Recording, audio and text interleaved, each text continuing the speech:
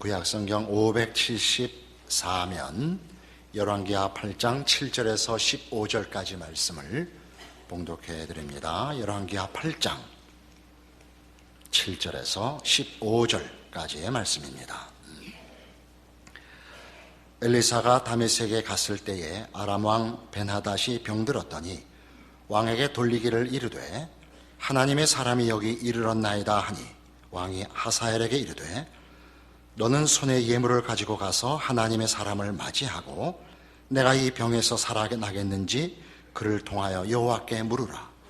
하사엘이 그를 맞이하러 갈새 다메섹의 모든 좋은 물품으로 예물을 삼아 가지고 낙타 40마리에 싣고 나아가서 그의 앞에 서서 이르되 당신의 아들 아람 왕 벤하닷이 나를 당신에게 보내 이르되 나의 병이 낫겠나이까 하더이다 하니 엘리사가 이르되 너는 가서 그에게 말하기를 왕이 반드시 나으리라 하라. 그러나 여호와께서 그가 반드시 죽으리라고 내게 알게 하셨느니라 하고 하나님의 사람이 그가 부끄러워하기까지 그의 얼굴을 쏘아보다가 우니 하사엘이 이르되 내 주여 어찌하여 우시나이까 하는지라. 대답하되 내가 이스라엘 자손에게 행할 모든 악을 내가 알미라. 내가 그들의 성에 불을 지르며 장정을 칼로 죽이며 어린 아이를 맺히며 아이벤 분열을 가리리라 하니 하사엘이 이르되 당신의 개 같은 종이 무엇이기에 이런 큰 일을 행하오리까 하더니 엘리사가 대답하되 여호와께서 내가 아람 왕이 될 것을 내게 알게 하셨느니라 하더라. 그가 엘리사를 떠나가서 그의 주인에게 나아가니 왕이 그에게 묻되 엘리사가 네게 무슨 말을 하더냐 하니 대답하되 그가 내게 이르기를 왕이 반드시 살아나시리이다 하더이다 하더라. 그 이튿날에 하사엘이 이불을 물에 적시어 왕의 얼굴에 덮음에 왕이 죽은지라. 그가 대신하여 왕이 되니라. 오늘 본문 내용은 아람 왕 벤하닷이 엘리사에게 사람을 보내어 자신이 든 병을 고치고자 하는 내용입니다. 엘리사가 하나님 앞에 받은 답은 매우 냉혹한 것입니다. 너는 나을 것이다. 그러나 넌 죽을 것이다. 그런 답을 받습니다. 벤하닷은 아시는 대로 우리 지난주에 살펴본 대로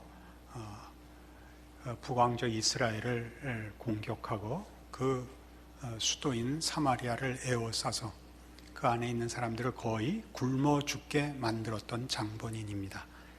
자기가 병에 들자 자기가 했던 일은 잊고 혹시 하나님에 의하여 병이 고침을 받을 수 있을까 신라 같은 희망을 가지고 그러나 열심을 다해 낙타 40마리의 예물을 담아 엘리사에게 그 신하를 보낸 이런 사건입니다. 우리는 이 하나님의 답이 조금 의외롭습니다. 낫겠다, 그러나 죽겠다. 그러나 이 문제는 벤하닷이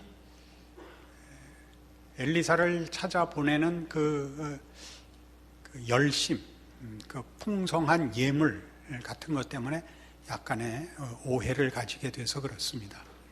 하나님의 엄중한 대답은 너 아무리 꾀를 내고 나를 속이려고 해도 쓸데없다. 나는 네 진심을 안다. 너는 나를 존중하거나 내 앞에 항복을 해서 찾아오는 것이 아니라 다만 병이 낫겠다는 생각 외에 다른 것이 없는데 나는 그렇게 호락호락한 하나님이 아니다. 나는 그런 가벼운 대상이 아니다 라고 답하는 겁니다. 맨 먼저 떠오르는 성경 구절은 이겁니다. 제가 즐겨 인용하는 갈라디아서 6장 7절입니다. 스스로 속이지 말라. 하나님은 만홀히 여김을 받지 아니하시나니 사람이 무엇으로 심든지 그대로 거두리라. 하나님은 위험에 찬 하나님이며 하나님은 무겁고 두려워해야 할 하나님이십니다. 하나님이 벤하닷에 준 답은 조금 전에 말씀드린 바와 같이 냉혹합니다. 그리고 그것보다도 더 갑니다. 그 답을 우리가 이해하기 좋게 조금 풀어 한다면 이런 뜻입니다. 너 힘을 다해서 그 병에서 살아나라. 너 바알을 찾아가든 나를 찾아오든 누구를 동원해서든 너 그 병에서 나라. 내가 너 죽이겠다. 너 병에 죽지 마라. 내 손에 죽어라. 이게 이 답입니다. 참으로 무섭죠. 시편 19편에 가시면, 시편 18편에 가시면 이런 무시무시한 성경에 말하자면 선언들이 있습니다. 시편 18편 구약성경 813페이지 시편 18편 25절입니다. 자비로운 자에게는 주의 자비로우심을 나타내시며 완전한 자에게는 주의 완전하심을 보이시며 깨끗한 자에게는 주의 깨끗하심을 보이시며 사악한 자에게는 주의 거스르심을 보이시리니 주께서 곤고한 백성은 구원하시고 교만한 눈은 낮추시리이다. 하나님을 쉽게 생각하지 마십시오. 심는 대로 거두는 법칙같이 자신이 한 대로 받습니다. 자신이 자신에 대하여, 자신의 인생에 대하여, 타인에 대하여 어떠한 사람이었는지를 돌아보십시오. 그대로 갚음을 받을 것입니다. 사악한 자에게는 주의 거스르심을 보이실 것입니다. 베나닷은 바로 이 하나님의 거스르심을 받고 있습니다. 같은 시편 9편에는 조금 더 넓고 깊게 이렇게 선포합니다. 시편 9편 19절입니다. 여호와여 일어나서 인생으로 승리를 얻지 못하게 하시며 이방 나라들이 주 앞에서 심판을 받게 하소서. 여호와여 그들을 두렵게 하시며 이방 나라들이 자기는 인생일 뿐인 줄 알게 하소서. 조금 쉽지 않은 내용이죠. 인생으로 승리를 얻지 못하게 하소서. 사람의 가벼움과 변덕과 다만 이해관계와 기계적 법칙 정도로 인생과 인간과 세상이 전부라고 생각하지 못하게 하옵소서. 진실하시고 진지하시고 공의로우시고 선하시고 자비하신 하나님이 계신 것을 알게 하옵소서. 다만 인생이 모든 것이며 모든 잣대이며 모든 권세라고 생각지 말게 하옵소서. 인생으로 스스로 속이지 말게 하시며 하나님이신 것을 감추지 마옵소서.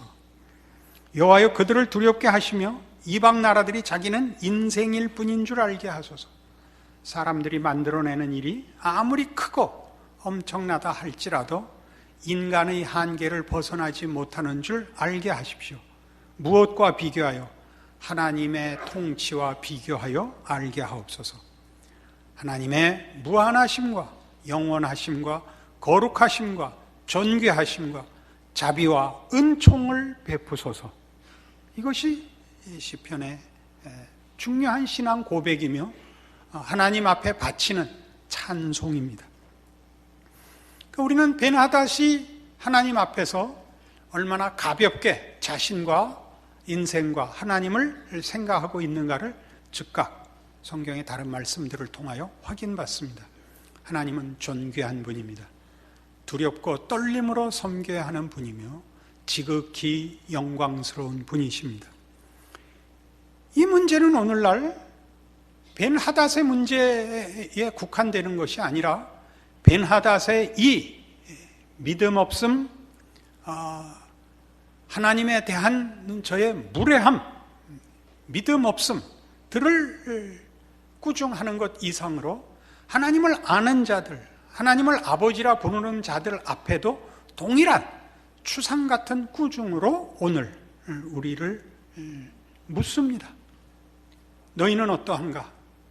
하나님을 안다고 하는 너희는 하나님을 존귀히 무겁게 두려움으로 섬기고 있는가 묻습니다. 신약 성경으로 오셔서 히브리서 6장에 가보십시다.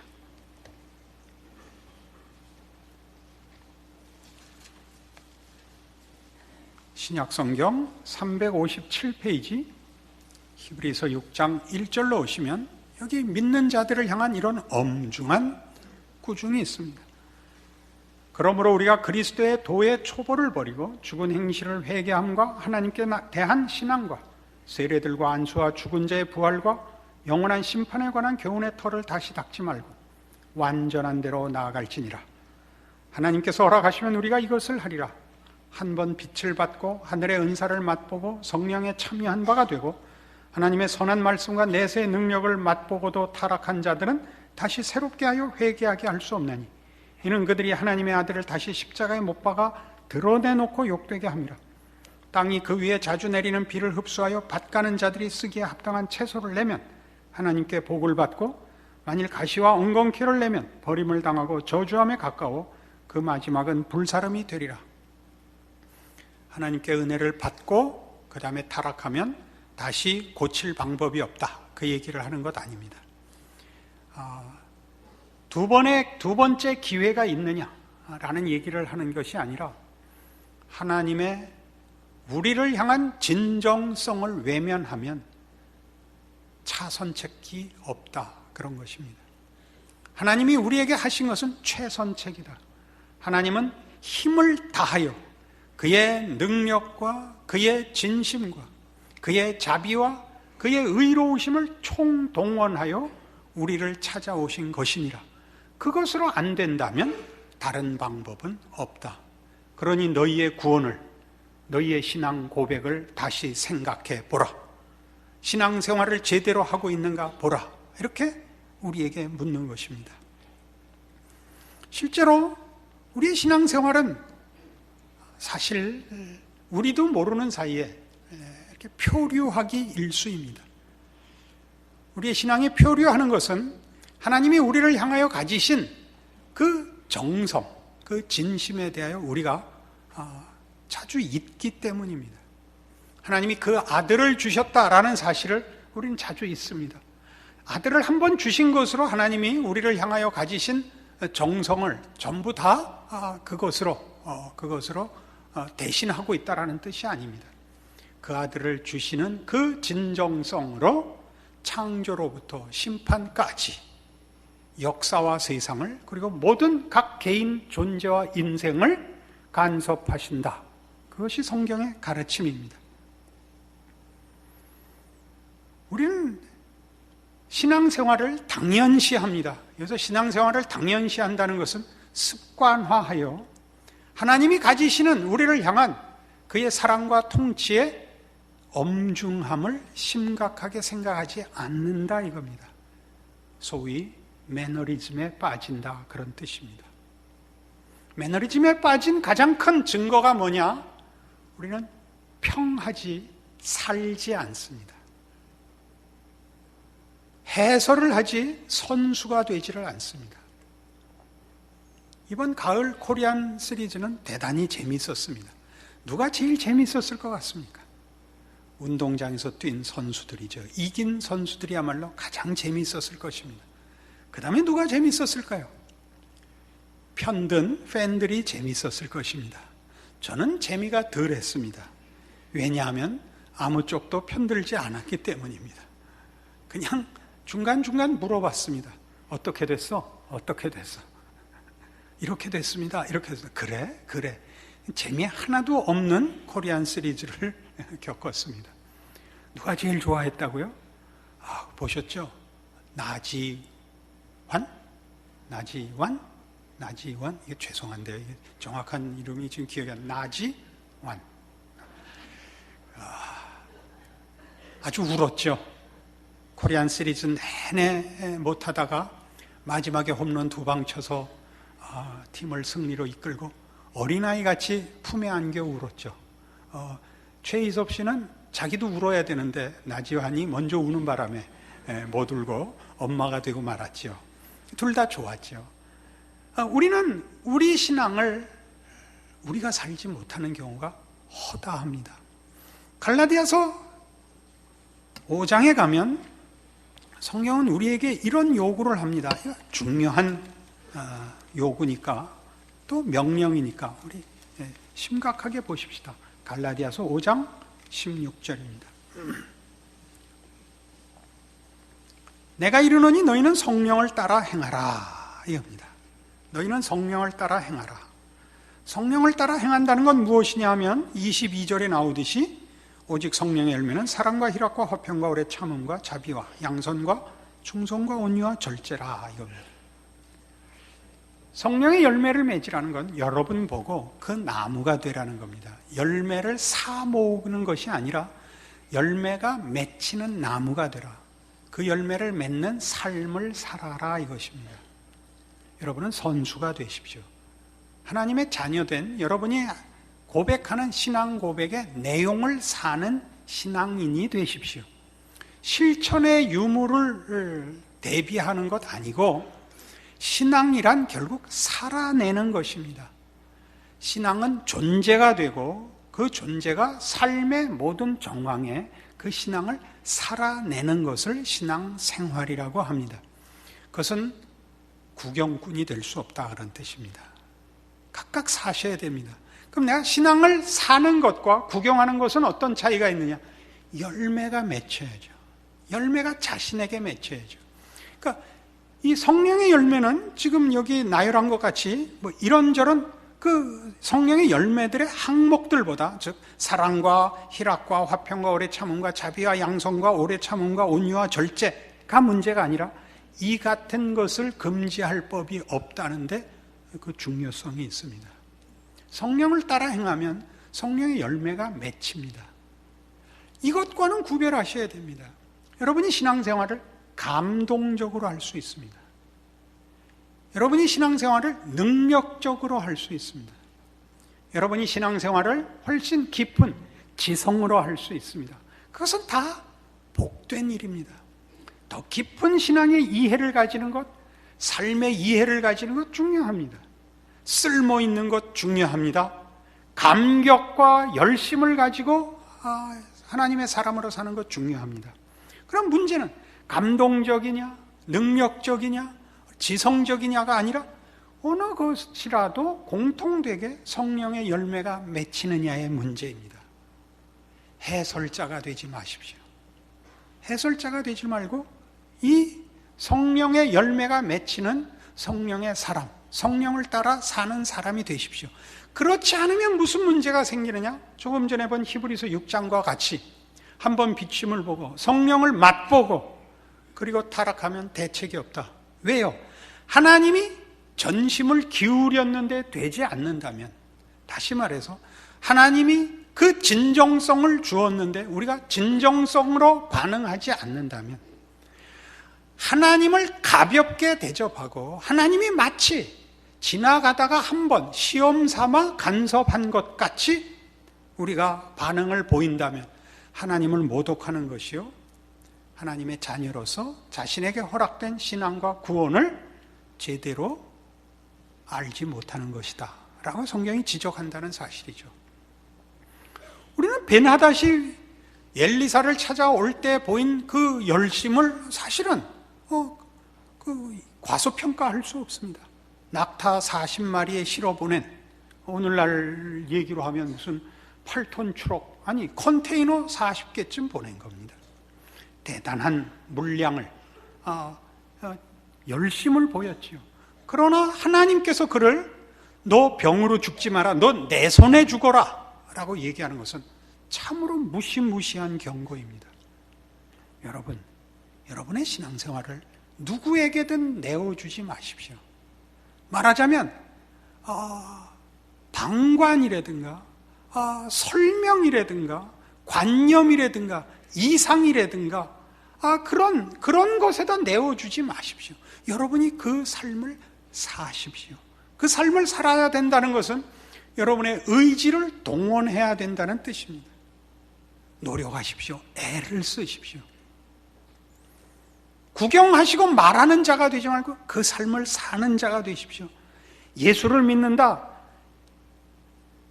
신앙이 있다라는 말은 신앙생활로 이어지지 않고, 즉 의지를 동원할 필요 없이는 설명할 수 없는 것이어야만 합니다. 그렇게 살지 않는다면, 우리 지금 여기 나온 성령의 9가지 열매들을 이 같은 것을 금지할 법이 없다라는 말씀에 걸리셔야 됩니다. 여러분이 신앙생활을 한다면 이 문제는 여러분에게 자신의 것이요 자신의 삶입니다. 우리는 사실 현대인들에게 있어서 신앙생활이라는 것은 잠시 와서 듣고 자신의 존재와 인생에 있어서 어느 한 부분, 소위 종교라는 영역이거나 심리라는 한 부분을 만족시키고 가는 무슨 간식 같고 중간에 먹는 물 한 잔 같은 것이 되고 말았습니다. 자신의 영혼을 바치지 않고도 소유하고 믿는다고 말하는 것이 되고 말았습니다. 가장 안타까운 것 중에 하나는 신앙생활을 하시거든 여러분의 삶에 여러분이 신앙이라는 것을 실천해야 되듯이 같은 교회에서 한 교회에서 신앙생활을 하는 일에 대하여 남달라야 합니다. 여러분이 외국에 나갔다가 혹시 당황한 적이 있으셨을 것입니다. 제가 아는 목사들은 중미에 있는 어떤 스페니쉬를 쓰는 나라에 선교사를 만나러 갔다가 이 사람이 나오질 않는 바람에 아무하고도 얘기가 안 통하는 거예요. 그나마 몇 마디 하는 영어도 안 통하는 거예요. 그래서 모든 동양계 사람들을 만날 때마다 한국 사람이세요? 한국 사람이세요? 이렇게 물은 거예요. 나중에는 흰둥이만 빼놓고 다 물어봤대요. 혹시나 해서. 얼마나 당황했겠어요. 여러분, 이 사실 하나님의 사람으로 세상에서 산다는 것은 참으로 특별한 처지에 있는 것입니다. 우리는 세상 속에서는 온통 우리와 다른 사람들과 살아야 합니다. 그 속에서 살아야 하지만 위로받거나 이해받지 못하는 사람들 앞에서 삽니다.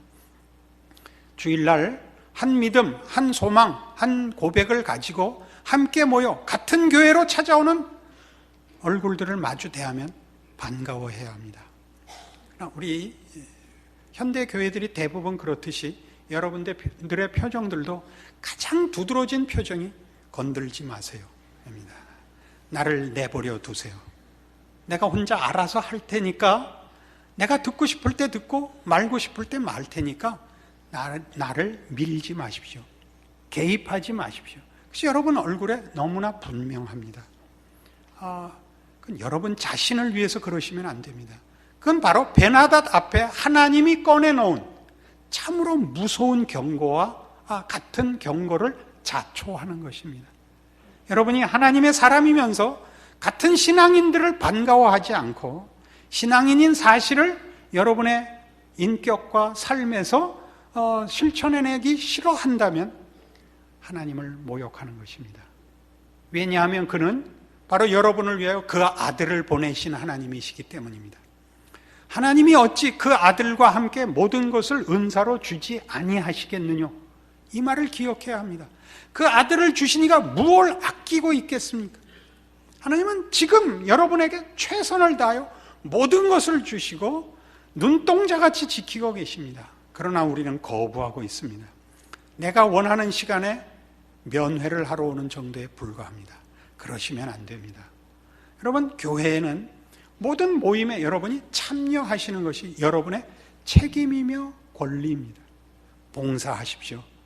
예수 믿는 재미는 봉사해보지 않으면 모릅니다. 여러분, 이렇게 성가대에 서는 것, 안내를 하는 것, 어느 주일학교에 들어가서 반사를 하는 것, 아니면 어느 위원회에 들어가서 국내 전도를 위하여, 해외 선교를 위하여, 봉사와 구제를 위하여 의논하고 걱정하고 참여하는 것, 귀합니다. 하나님이 여러분이 참여한 하나의 그 진심, 그 바쳐진 마음을 통하여 오병이어의 기적을 이루시는 것입니다. 우리 이거 놓치고 살면 안 됩니다. 저도 여러분 보고 괜히 희죽희죽 웃으라 그러는 것 아닙니다. 여러분이 가지시는 사실은 다른 것으로 채워질 수 없는, 그리고 여러분이 거부할 수 없는 하나님을 아는 지식, 예수 그리스도의 십자가의 의미를 아는 여러분의 신앙 고백, 그것을 거기에 정당하게, 그 무게와 그 깊이에 합당하게 반응하셔야 됩니다.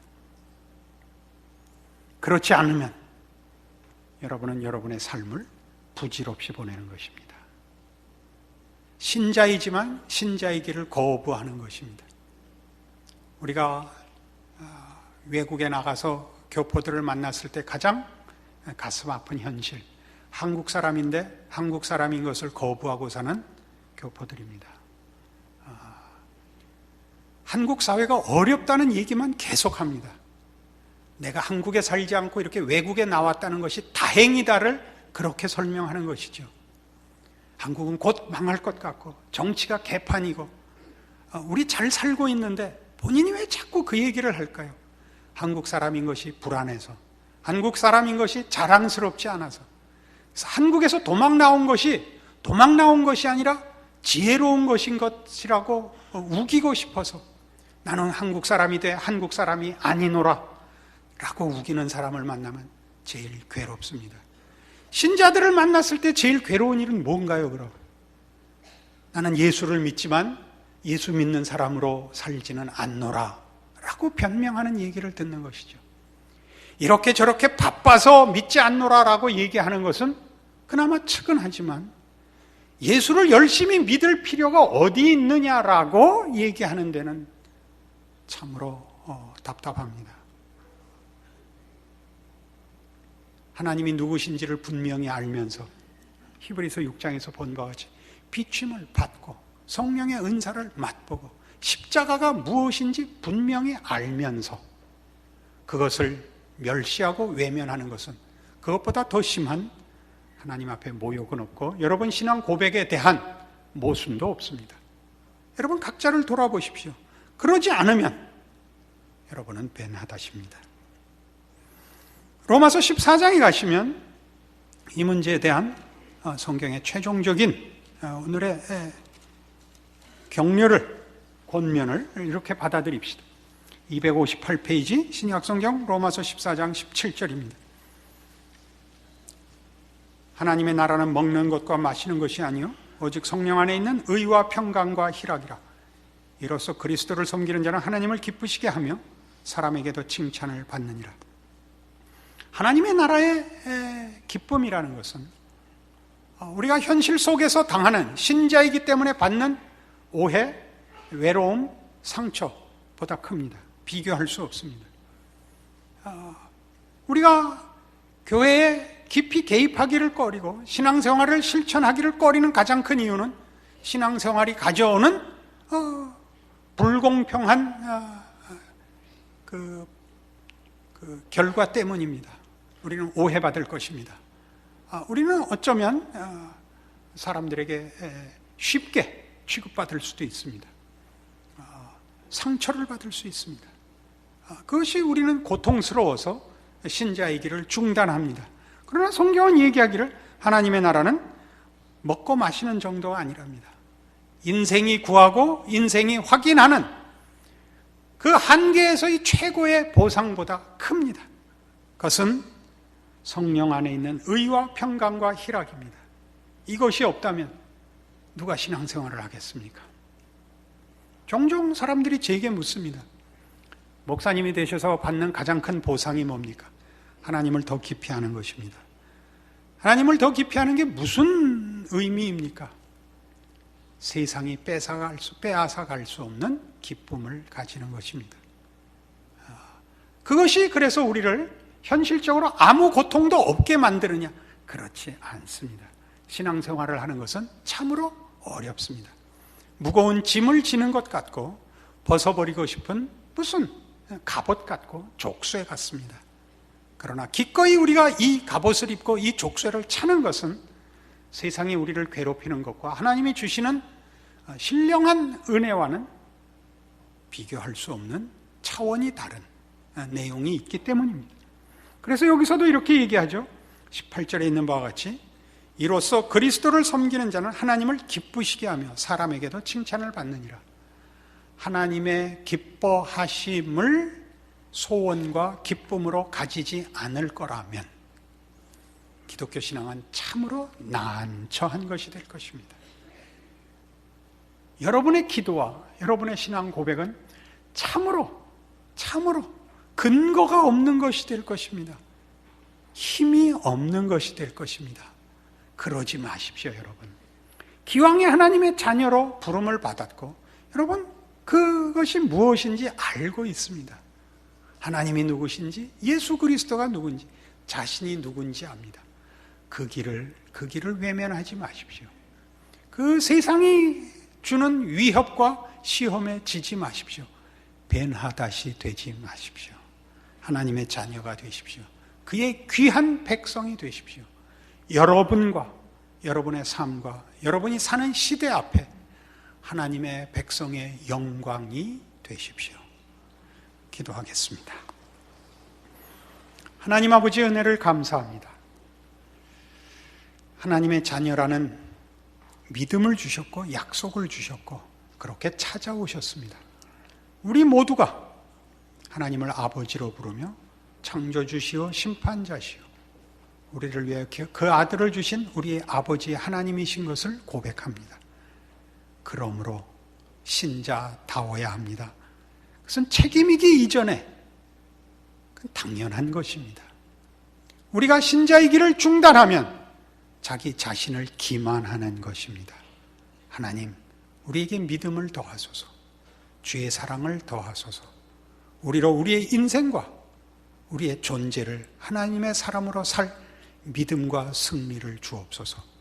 그리하여 나를 보는 자와 내가 속해 있는 시간과 이 사회가 하나님을 아는 놀라운 기적이 있게 하여 주시옵소서. 예수님 이름으로 기도합니다. 아멘.